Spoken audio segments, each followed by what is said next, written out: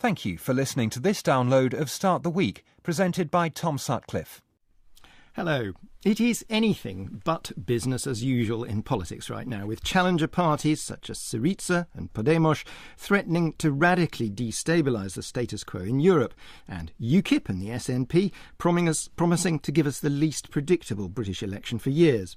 How do such political upheavals get underway, though, inside or outside a democracy? With us this week, a man who actually teaches techniques of non-violent revolution for a living, the Serbian activist Srdja Popovic, who helped to organise the overthrow of Slobodan Milosevic. You don't need bullets or Molotov cocktails to defeat the powerful, he argues. Rice pudding and hobbits can be just as effective. Or the right kind of issue. Catherine de Vries, Professor of European Politics at Lincoln College in Oxford, has studied how new arrivals in the electoral marketplace can carve out a space for themselves and make things difficult for established parties. And Rob Ford, co-author of the first serious analysis of the rise of UKIP, has an example of that from very close to home. Also on the programme this week, that most political of playwrights, Bertolt Brecht. John Fulljames, Associate Director of the Royal Opera House, is just about to unveil a new production of the Brecht and Weill opera, Rise and Fall of the City of Mahagony. Any resemblance to the Greek debt crisis may not be entirely coincidental. We're starting, though, with Srdja Popovic. Srdja, your book, Blueprint for Revolution, is a kind of handbook for non-violent resistance. It's full of good advice, full of optimism too. It was rather odd to read it this weekend because it's been a grim week for political opposition, with Boris Nemtsov murdered in Moscow. How can non-violence of the kind you advocate really prevail against that kind of violence? Well, I mean, when you look at the non-violent movements throughout the world, and this is what books talks about, but it's also what we are working with the groups opposing the dictatorships across the globe. You can see that the fact that you're using non-violence doesn't automatically guarantee that your opponent will be less violent. But when you're looking at the principles, you will actually see that it is the non-violent movements which were far more successful in pulling people out of these pillars of power. So using creativity, using humor, and sticking to the main principles of non-violent struggle, these are some things you need to look at, but you need to stay non-violent because this is your biggest strength. One of your coinages is laughtivism, which is this use of comedy and situation comedy almost. You say fear is best fought with laughter, but aren't there, I'm going to press this, aren't there opponents against whom laughter just won't win? Well, when you look through the history of the struggle, and that's not only because I'm a strange Serb who grew up on Monty Python's Flying Circus, and that's because the Serbs have a specific sense of humor. The humor is a very powerful weapon in working with powerful people, whether they are democratically elected or dictators. There are three reasons for this. First, humor melts fear. Second, humor adds the cool factor, so people join. People like to be around people who are funny. How did you actually employ it in Serbia? Because there are great anecdotes in the book, both from Serbia and from other places in the world. It's like the what we started to do when we were very small. We made a big barrel with the face of Mr. President, bring it to the main shopping district. You could put a coin in the barrel, so you earn yourself a right to boom, hit the guy. And so you had a clue of the people who would be ready to do it. But that was not the funny part. The funny part was the dilemma when police arrived. What will they do? So this element of dilemma action, which puts your opponent between the rock and a hard place, combined with creativity and humor, is actually the thing we call activism. So it's not just the political joke, it's putting your opponent in the position where if he takes a joke, he will lose. If he attacks you with a repression, that he will lose as well. But yes, this type of action can be very effective against the bad guys across the globe. You released turkeys in central Belgrade, didn't you, with white flowers attached to their heads? Symbolizing President's wife. Yes, Serbs are not too politically correct. You need to understand. But still, this type of jokes really makes a cool factor. And also, if you can mock the powerful people and still get away with it, that means the people will join. Because people somehow when you look at the high-risk situations, you look at the very oppressive regimes in Syria, you can look at the growingly oppressive regimes like the one in Russia. When you're launching a non-violent movement, you want to avoid the high-risk tactics. You don't want the people to go to square. Nobody would be ready to risk life, or not too many people, but you really want to offer to the people something they can do and still get away with it, which is why we are talking about the low-risk tactics of dispersion in this book.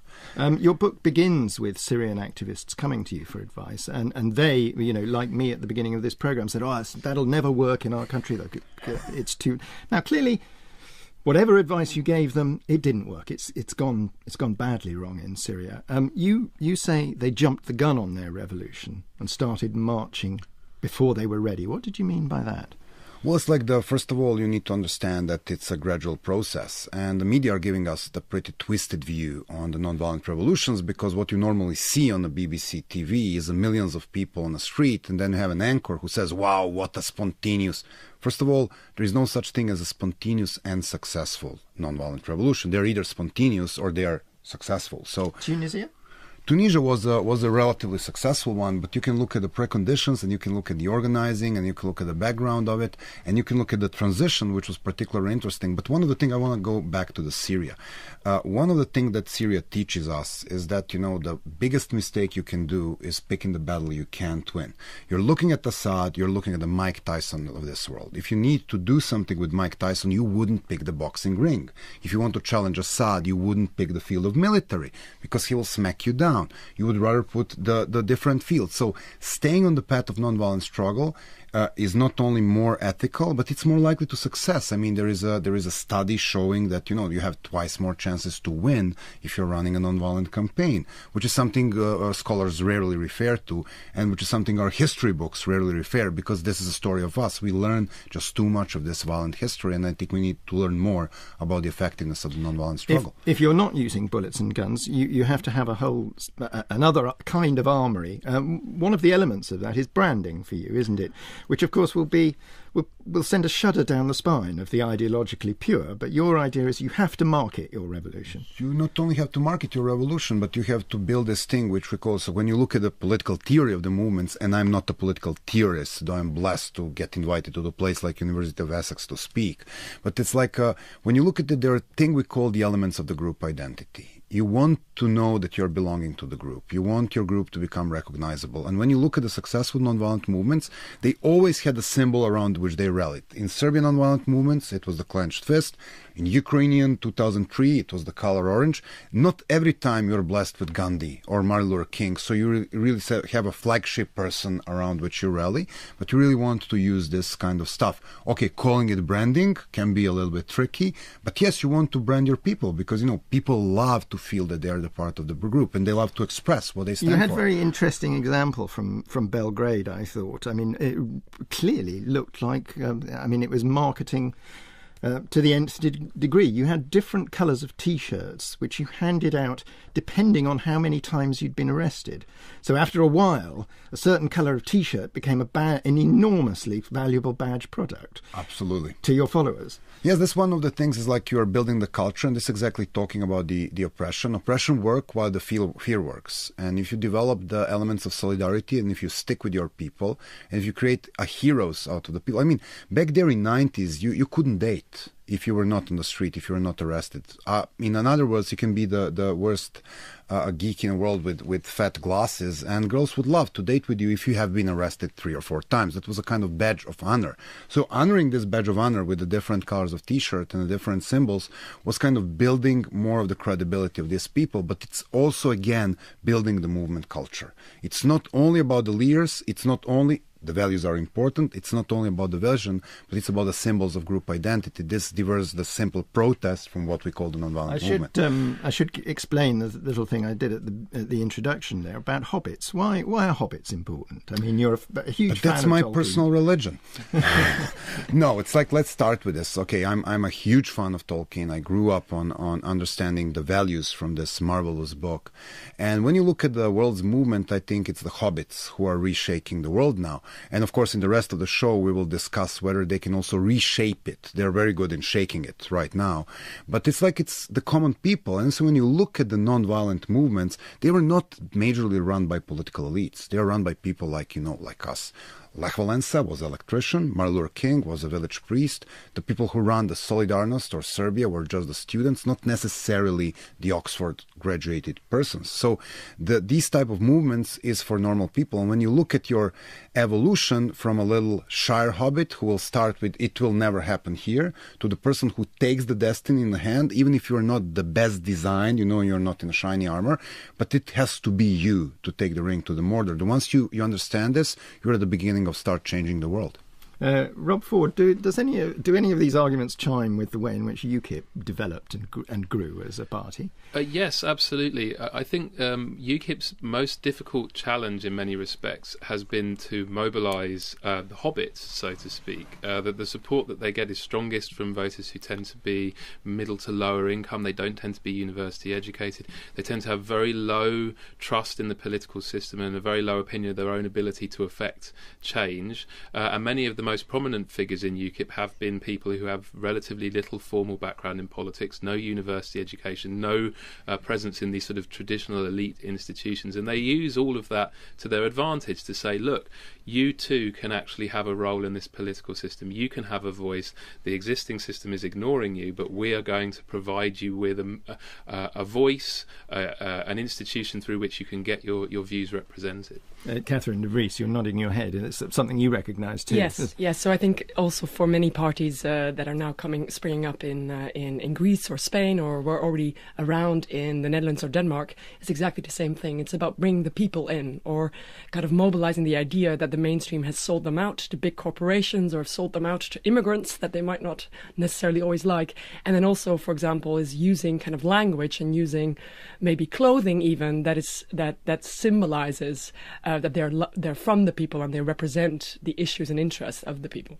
John Fulljames, the other aspect of this is this theatricality. A theatre director is going to be as useful in the kind of revolution that you're advising people to take up as a military strategian, you know. Yes, and I guess there's a parallel in terms of humour and the deployment of humour. Though I think there's a million miles between an activist who is deploying humour and a satirist who's engaging in political questions. What Srdja demonstrates brilliantly is that he can, and I'm sure will, change the world.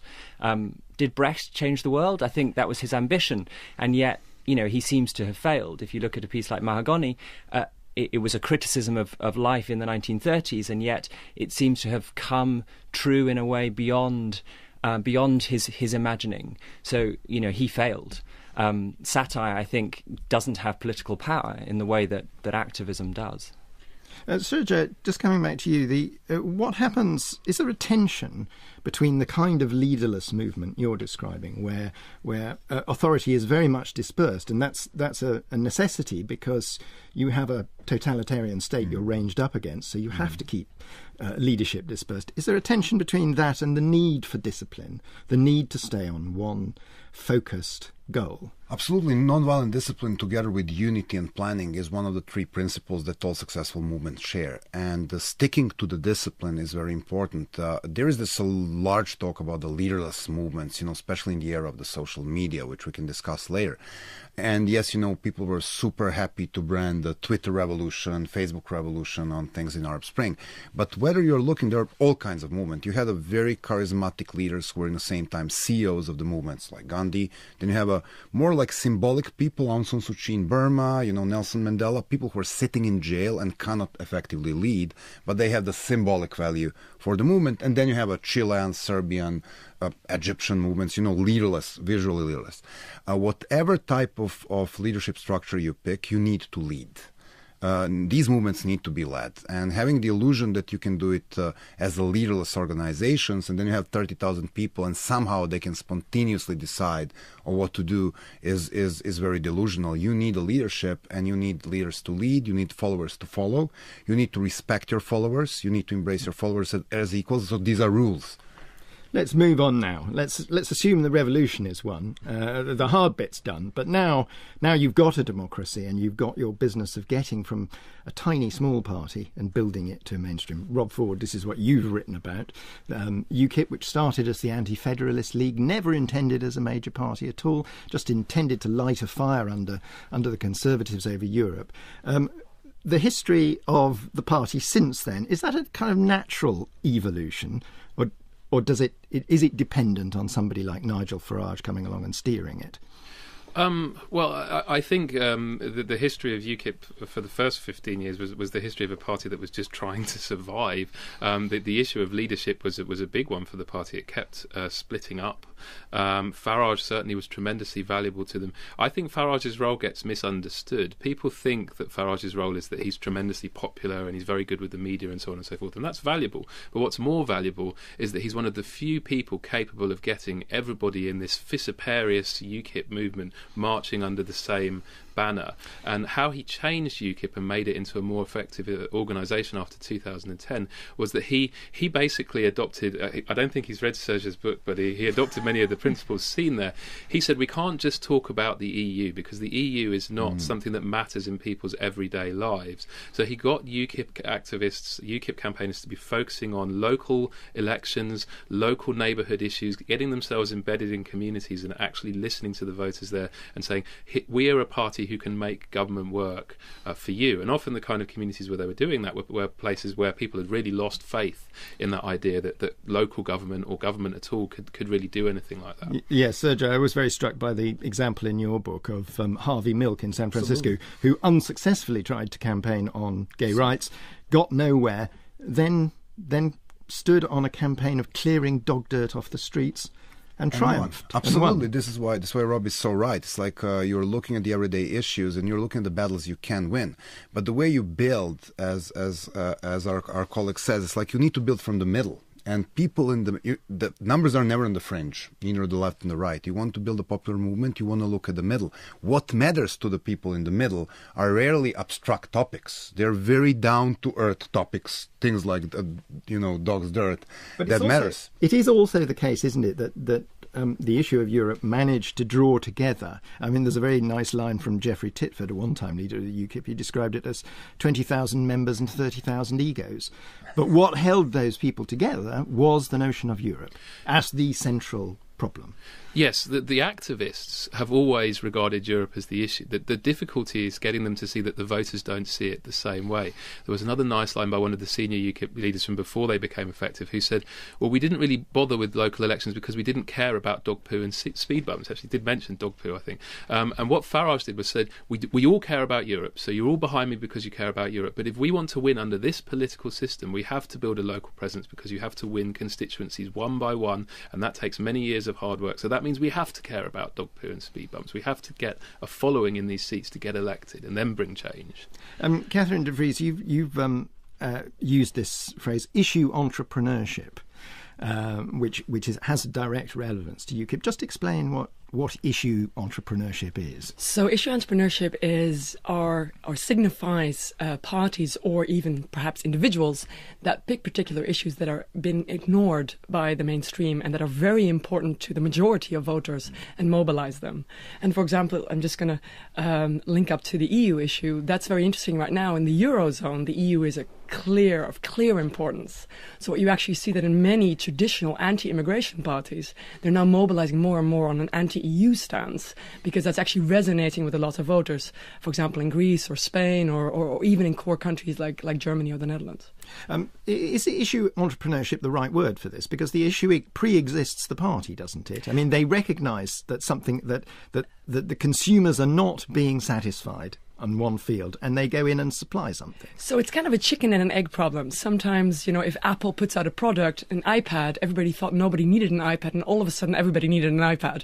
So I guess it's a bit of both, right? So it's an issue that is largely ignored, but they really, really only mobilize issues on which they themselves are unified. So, for example, like Europe, for UKIP individually, or maybe anti-immigration that now is linking up with Europe, and that the majority of voters also care about and have an equal stance on.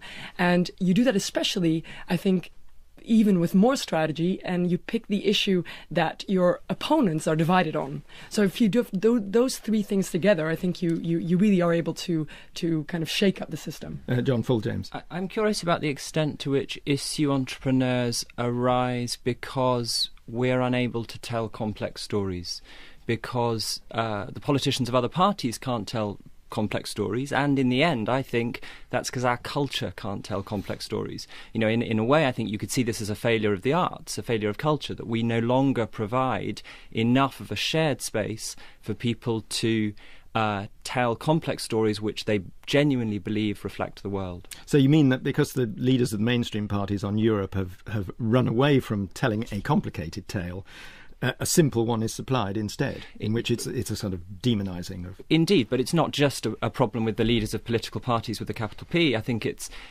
much more a broader thing in our society that we shy away from complex stories. Rob Ford, you wanted to come in there. Yeah, I think this issue of telling stories in politics is much underappreciated. I think it's a very good point. When we were looking at the roots of the emergence of UKIP in our book, we think that part of it is this shift to a more transactional politics model in the 1990s, in particular Labour. Traditional Labour voters... What do you mean by transactional? Well, I mean, here's a little package of policy, so that it's like, it's a sort of supermarket model of politics. Here's a little package of stuff for you to consume. You're going to like this and so on. Whereas the tradition of the Labour movement was, we are the party that represents the values of this class, and we're moving to a society that will help this class. That kind of thinking got stripped out of Labour, and what the people in New Labour didn't appreciate very much is that for many voters that was what politics was about. They wanted to see a certain set of values being expressed, and they no longer saw that.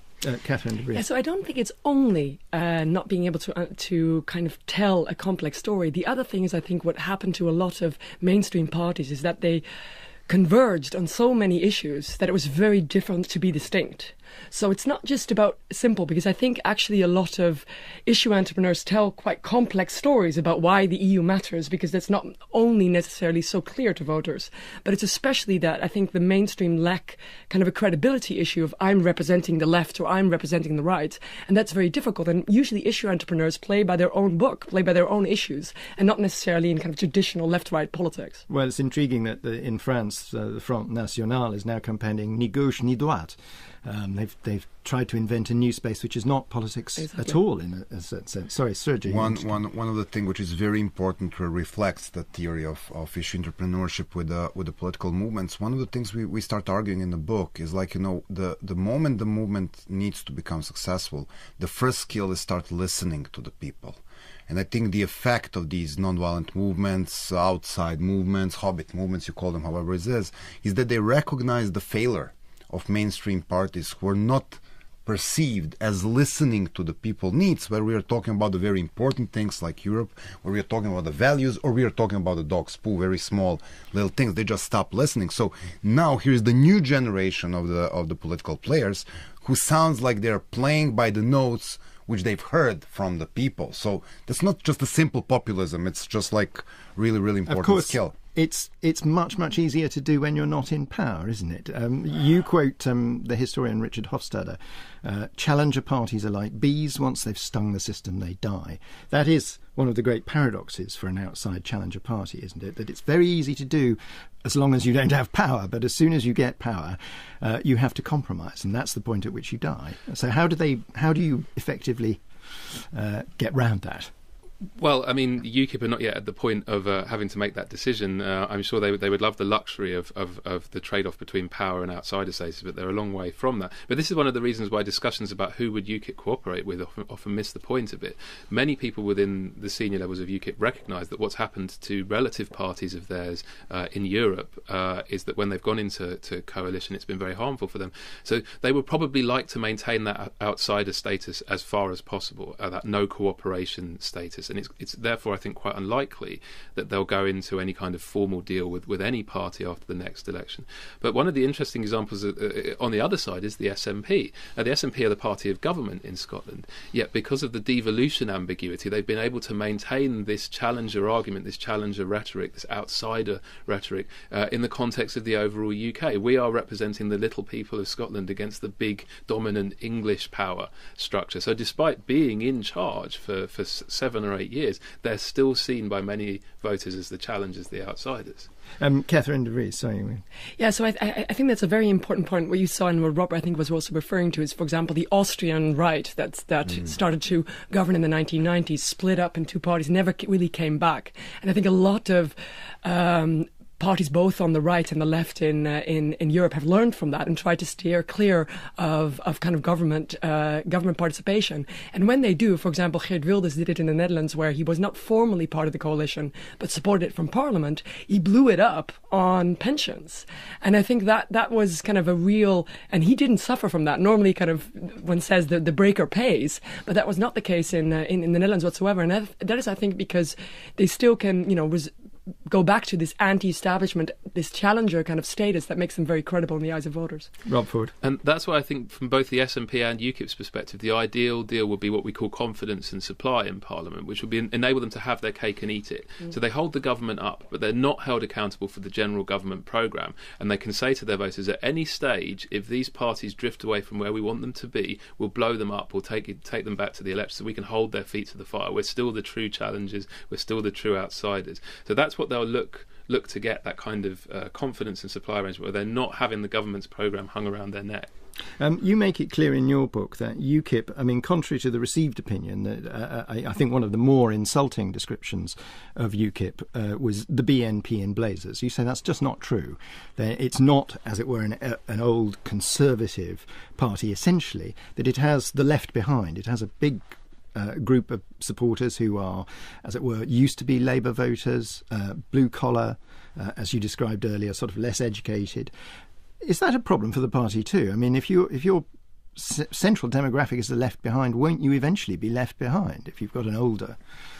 The problem for Labour is that actually they're now drawing support in roughly equal numbers from two very different demographic groups: young, socially liberal, ethnically diverse, middle class. Sorry, this is Labour drawing. Labour. Yeah. So, but in fact, the problem is equal for the Conservatives, because the Conservatives' future lies with the young, the middle class, the highly educated. That's the direction of demographic change in the country. But if you look at a great swathe of Labour seats in the north of the country, or a swathe of Conservative seats along the East Coast, you've got older voters with very socially conservative values, mostly left school at 16, very anti-EU, very anti-immigration, and very much disaffected with a society where they've not really seen any benefits from the changes of the past 30 years. Grimsby hasn't got better over the past 30 years. Rotherham hasn't. Clacton hasn't. So the problem for the parties is that trying to appeal to that electorate risks alienating the rising electorate of young, socially liberal voters. If you say, I think it's great to wave a George Cross flag, then the average London liberal voter doesn't like that at all. But if you say, I think it's wrong to wave a George Cross flag, then you alienate these left behind voters. Either way, you lose. Can I ask you, because you're both students of politics, why is there an explanation for why we haven't an equivalent of Syriza or Podemos? Why is our insurgent challenger party coming from the right and not from the left? Well, I'm sure Catherine will have thoughts on that too, but from my perspective, I would say two things on that front. Firstly, we do in Scotland. The SNP has surged in from the populist left, but also the UKIP electorate is economically left-wing. This is often misunderstood. It's important to remember that people can vote on the basis of many issues. There's a great quote by an American political scientist who says, politics is the mobilisation of conflict. Some arguments get mobilised in, some arguments get mobilised out. The problem for Labour with these voters who are drifting to UKIP is that they're no longer voting on the basis of redistribution, the welfare state and so on, because they've lost faith in government to deliver on that front. So now they're voting on the basis of immigration, they're voting on the basis of cultural issues, and they're towards what we might call the right. Some would argue they're voting against their own interests because they are more dependent on welfare, and UKIP's position on welfare is pretty strict and Thatcherite. Well, that's true, but they don't regard that as a problem because A, they don't think UKIP will be in the government, and B, they've lost faith in the Labour Party to actually deliver on those things as well. Catherine, I think it's very difficult to kind of group these parties on the left and the right. I think also Syriza says that very clear when it went into coalition, what we would think would be a quite extreme right party. And it said, I don't care about that, I care about the issue. This is also a party that is anti-austerity, that is anti-EU, and that's the most important thing, and I want to deliver on that. And then the other thing is that I think many parties actually kind of combine both what we would traditionally call left-wing and right-wing issues. For example, be pro-welfare state and expansion of the welfare state, but be anti-immigrant. And that's normally not not something that mixes, but for these challenger parties, they don't care. They are not playing by the rules of traditional politics. Well, this is one of the great problems which also relates. I would agree with Catherine on this. The nonviolent movements and these outside political parties, they seem to be playing very well on anti-topics. And so as Saul Alinsky says, it's his famous book "Rules for Radicals."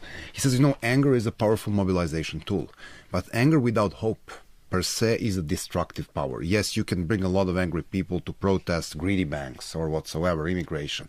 But then how do you turn this into the vision of tomorrow and the politics and hope? And look at the level of success of nonviolent movement is whether or not they were being only anti-Mubarak or anti-Milosevic, or like in the Serbian case, they were capable to deliver the system of values, free and fair elections, peace with neighbors, so build around the values rather than just the anger. You make a specific criticism of Occupy on that grounds, yes. Don't you? That essentially that I met these people at the peak of their power, and they were super intellectual, super bright young people. It took me like 2 hours to get the answer to the question, what do you want? Because the main effect of successful movement is, you're standing for something. Whether this is from listening from the people, but you need to formulate this. How will you recruit me if all things you can say, I'm against this and I'm against that? John Fulljames. I would agree that the single-issue parties do seem to be largely anti-parties, and surely that's where SNP are different, and that's why they survive the transition from being a challenger party, in that they offer a vision, a hopeful vision of what Scotland can be. You might agree with it or disagree with it, but their basic philosophy seems to be offering something positive rather than just critiquing, and therefore they can exist in government as well as in opposition. Well, they've been lucky with history, haven't they, to find themselves, as it were, within a polity that gives them that notion of outsiderness while still being somehow an establishment party. They have been, and I think both the SNP and UKIP, their rallying point is a fundamental constitutional change, and they find themselves in a bit of an Oscar Wilde situation, in that there's two tragedies in life: not getting what you want and getting what you want. Now, if Scotland were to become independent, a lot of the disaffected voters in Dundee and Glasgow would find that their lives weren't dramatically improved in the way that the SNP had promised they would be by the independence of Scotland, and that would be a real problem for the SNP, because other than this "we get independence, everything will change" argument, they haven't really fleshed out exactly how that change will happen. And it's the same with UKIP. If we get out of the EU, the country will suddenly become a better place. But actually, you'll wake up on a Tuesday morning in Grimsby, and Grimsby will still be a tough slog of a life. And at that point, what is the narrative UKIP are going to tell you about how the change continues? This is a problem right now for Syriza, isn't it, in Greece, that they are at exactly at this point? Exactly. And I think for these parties, because they come up and they mobilise on a particular issue, the fundamental problem that they face is that they don't want to go into government, but they need to deliver. Right, so they need to deliver because these are issues that are being put forward and that voters really care about. But I think kind of one element on what was said before is that these parties, I think, are different than traditional mainstream parties in that they are don't have deeply rooted ties, or not many parties do. For example, Podemos is different in Spain. It has a real kind of party organization on the ground. Many of these parties don't. So if they don't deliver, you're going to get a new issue entrepreneur coming up, and you don't know if you're actually going to win the next election. And that's very difficult. So you mobilize on an anti-mainstream, anti-government a platform, but then you need to deliver on these very important issues that people care about, and that's something that not many parties have been able to deal with properly. John Fulljames, I'm going to turn to you because, in one sense, stretching it a little bit, perhaps, to say that Brecht and Weil's Rise and Fall in the City of Mahagony is about outsiders becoming insiders and then finding that transition very difficult. Why this particular opera? What appeals to you in particular about it? It seems to be a piece which speaks powerfully to a world which is driven economically, in which all the drivers are economic. Weil and Brecht's principal point, I think, is that it's the economy which leads every decision. For listeners who are not familiar with it, I mean, most listeners will know the most famous song, the Alabama song. Show me the way to the next whiskey bar. What's the opera about? It begins when 3 criminals arrive in the desert and found a city, the city of Mahagoni, which will be a pleasure city, a place where people can be satiated. I guess the question is, who are the criminals? I think Brecht asks whether they're the people who are robbing the bank or the people who are running the bank. The country which they build, the city which they build, is a city in which everything is allowed, eating to excess, drinking to excess, consuming to excess. In the end, it's a city of consumption, and a city in which the greatest rule is to have money. So the protagonist at the centre of the story, Jimmy, is put to death when he's unable to pay his bar bill. I found myself looking at it and thinking of Greece and debt repayment and the intransigence over debt repayment, even when you know that debt repayment is going to cause huge economic problems or death, as in this case. Well, that would paint the Germans as criminals, which maybe is slightly too strong. But I think... Or bartenders. Or bartenders. I guess the similarity particularly comes at the end of the piece, where... what we see is a city which is mature and is now ossifying, which is turning into a place which is completely gridlocked, a place where there is no consensus, where there is political dispute, and no possible hope of agreement. So the piece ends with a mass demonstration, but it's as if everybody has taken to the streets and nobody agrees with anybody else. Yes, that mass demonstration has no sort of focus, does it? I mean, Srjda, you would be appalled by it. They have no branding, no unifying topic, that it's just a fight of all for all. Exactly. And so in many ways the piece is nihilistic. It says that we, the West, have no future. We're just going to rot back into the desert, and the only hope is in the new cities where new criminals can build new places. And yet somehow there is hope, I think, because the very act of satire, the very act of telling these stories in a theatre, the idea that a city can come together in a theatre, in an opera house, and explore these questions, that is a source of hope. It's a thin silver lining, though, isn't it? It's not, Brecht wrote plays which were more, as it were, sort of activist. Days of the Commune is more positive about how you can organise. This one isn't at all optimistic, it seems. It's not in its political message at all. It's completely nihilistic. And yet it's great entertainment. And it's in that laughter that I think we re-find our humanity. Who's sponsoring the production? Are they happy to put their name to this? Well, I think it's one of the targets of Weill and Brecht's satire is the opera house itself. It's the institutions, it's the art form. So they're critiquing, I think, a sentimental art form, a romantic art form, an art form which is often escapist. And I think they're trying to change that art form and say, actually, this must be an art form which holds a mirror up to the city. It must be an art form in which a population can come together, see themselves on stage, not fall asleep as you would, Weill would claim, in a Wagner opera, but rather be provoked to leave the theatre as an activist, to leave convinced that you can and must change the world. Brecht was writing it at a time when there were challenger parties, the political landscape had broken up, all of the established players were in flux. It is, worryingly similar to now, isn't it? The background to the creation of this opera? Yes, clearly what was happening politically and economically in 1930s Germany has some parallels to today. I think we hope that we're not in that same place. The parallels don't mean that we're in exactly the same position. Srdja Popovic, your rock band was called Baal. It wasn't named after the Brecht play, yes, was it? It was, yeah. You're a fan of Brecht, are you? Kind. When I was 17-year-old, yes. So that was my first rock band. It's like when mentioning this, I really love this thing, putting the opera and the Brecht and the whole idea in the play. One of the parts of my growing up was learning about the Pier Gabriel and song Biko and stuff like that. And one of the things that I'm particularly disappointed in 2015 is that how little you have art and pop culture involved in this type of the social issues as compared as the time when I was growing. I'm 42 now, but it's like when you look at the 80s and you look at the 90s, you look at the Band-Aid and you look at the engagement of the art and the popular culture in touching the painful social issues, I can't agree more with you. Maybe if we spend a lot of time talking about the social issues on the different social fields, like, you know, in the pop cultures, like look in the music, look in the plays, probably the world would be the less conflictual place when it comes to fighting with these topics. I know this is unrelated with UKIP and stuff. Well, it's sort of related, but it's like, you know... I think it's completely related, in that I think the danger with the way we think about arts and culture is that we think about them only belonging in big cities. We think them only belonging in places which are occupied by the metropolitan elites. You know, we spend our arts budget in London, in Manchester, in Birmingham, and yet, you know, the places where UKIP thrives are places where people feel they're excluded from a conversation, and those are generally smaller cities. Rob, you said earlier that it's the east of England that has historically been a cold spot for investment in arts and culture. Can I bring in something, as we've just got a little bit of time left? We haven't mentioned at all yet the Green Party, which is not expected to get a lot of seats, and yet is expected to have there is that whole area, isn't there?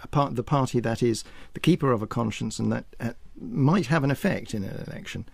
Catherine de Vries, how large an effect do you think the Green Party are going to have in this next election? Yeah, so what you see, I mean, of course, this electoral system is less permissive than on many of the continent where you have kind of a PR proportional representation system. But what's very interesting is that if you see the mobilization of anti-Europe and anti-immigration, the Green parties are usually the opposite side of that dimension. So what you saw, for example, in the Dutch case, in the Danish case, is that actually the social liberals or the Greens have been able to carve out a message and be the opponents of the Le Pens or the Geert Wilders of this world, and that is helping both sides. But those are systems that are slightly more permissive to new parties and smaller parties. To be pessimistic, though, and to contradict you, Srdja, perhaps the positive vote just doesn't mobilise to the same degree if you're an outsider party. Well, I think with the Greens, it's going to be more difficult than UKIP because they're not as organised. So I'd say that there's one very thing in common between the Greens and UKIP, which is if you ask their voters what's more important, good policy and good government, or sending a message about the values you care about, UKIPers and Greens agree that what matters is sending a message about values. The difference is that UKIP has a far more mature and advanced organisation for actually getting voters out and also appealing to voters who perhaps aren't quite as completely core value UKIP voters, whereas the Greens are much younger in that respect. So actually turning these young, value-oriented voters out in large enough numbers to tilt a result is going to be difficult for them. John Fulljames? The lesson from Mahagoni about the Greens is that the economic value is not clear. They don't have a strong enough economic argument. So in the context, Rob, of the transactional politics you talked about earlier, they cannot enter that game. You know, we don't as a society have a way of articulating how to turn a vision for a better world environmentally into something which makes short-term economic sense on the timescale of elections. The transaction doesn't add up. I'm pretty sure that Natalie Bennett didn't expect to have to weigh in against Brecht as well. Anyway, I'm afraid we run out of time. Thank you to all of my guests. Catherine de Vries, Professor of European Politics at Oxford. Robert Ford will be speaking at the Political Studies Association's annual conference in Sheffield at the end of this month, and his book Revolt on the Right was published last year. Srdja Popovic, Blueprint for Revolution, is out now, and John Fulljames's production of Rise and Fall of the City of Mahagoni is on at the Royal Opera House from next week. It's also going to be broadcast on BBC Radio 3 on the 14th of March. Next week, maths. But for now, thank you and goodbye. There's more information about Start the Week on the programme's website. Go to bbc.co.uk, where you'll also find many more Radio 4 programmes you can download for free. Thank you for listening to this download of Start the Week, presented by Tom Sutcliffe. Hello. It is anything but business as usual in politics right now, with challenger parties such as Syriza and Podemos threatening to radically destabilise the status quo in Europe, and UKIP and the SNP promising to give us the least predictable British election for years. How do such political upheavals get underway, though, inside or outside a democracy? With us this week, a man who actually teaches techniques of non-violent revolution for a living, the Serbian activist Srdja Popovic, who helped to organise the overthrow of Slobodan Milosevic. You don't need bullets or Molotov cocktails to defeat the powerful, he argues. rice pudding and hobbits can be just as effective. Or the right kind of issue. Catherine de Vries, Professor of European Politics at Lincoln College in Oxford, has studied how new arrivals in the electoral marketplace... Not only because I'm a strange Serb who grew up on Monty Python's Flying Circus, and not because the Serbs have a specific sense of humor. The humor is a very powerful weapon in working with powerful people, whether they are democratically elected or dictators. There are three reasons for this. First, humor melts fear. Second, humor adds the cool factor, so people join. People like to be around people who are funny. How did you actually employ it in Serbia? Because there are great anecdotes in the book, both from Serbia and from other places in the world. It's like the what we started to do when we were very small. We made a big barrel with the face of Mr. President, bring it to the main shopping district. You could put a coin in the barrel, so you earn yourself a right to boom, hit the guy. And so you had a clue of the people who would be ready to do it. But that was not the funny part. The funny part was the dilemma. When police arrived, what will they do? So this element of dilemma action, which puts your opponent between the rock and a hard place, combined with creativity, can carve out a space for themselves and make things difficult for established parties. And Rob Ford, co-author of the first serious analysis of the rise of UKIP, has an example of that from very close to home. Also on the programme this week, that most political of playwrights, Bertolt Brecht. John Fulljames, Associate Director of the Royal Opera House, is just about to unveil a new production of the Brecht and Weill opera, Rise and Fall of the City of Mahagony. Any resemblance to the Greek debt crisis may not be entirely coincidental. We're starting, though, with Srdja Popovic. Srdja, your book, Blueprint for Revolution, is a kind of handbook for non-violent resistance. It's full of good advice, full of optimism too. It was rather odd to read it this weekend because it's been a grim week for political opposition, with Boris Nemtsov murdered in Moscow. How can non-violence of the kind you advocate really prevail against that kind of violence? Well, when you look at the non-violent movements throughout the world, and this is what books talks about, but it's also what we are working with the groups opposing the dictatorships across the globe. You can see that the fact that you're using non-violence doesn't automatically guarantee that your opponent will be less violent. But when you're looking at the principles, you will actually see that it is the non-violent movements which were far more successful in pulling people out of these pillars of power. So using creativity, using humor, and sticking to the main principles of non-violent struggle, these are some things you need to look at, but you need to stay non-violent because this is your biggest strength. One of your coinages is laughtivism, which is this use of comedy and situation comedy almost. You say fear is best fought with laughter, but aren't there, I'm going to press this, aren't there opponents against whom laughter just won't win? Well, when you look through the history of the struggle, and that's humor, is actually the thing we call laughtivism. So it's not just the political joke, it's putting your opponent in the position where if he takes a joke, he will lose. If he attacks you with a repression, that he will lose as well.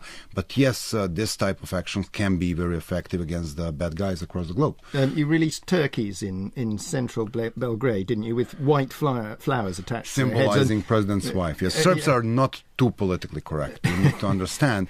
But still, this type of jokes really makes a cool factor. And also, if you can mock the powerful people and still get away with it, that means the people will join, because people somehow when you look at the high-risk situations, you look at the very oppressive regimes in Syria, you can look at the growingly oppressive regimes like the one in Russia. When you're launching a non-violent movement, you want to avoid the high-risk tactics. You don't want the people to go to square. Nobody would be ready to risk life or not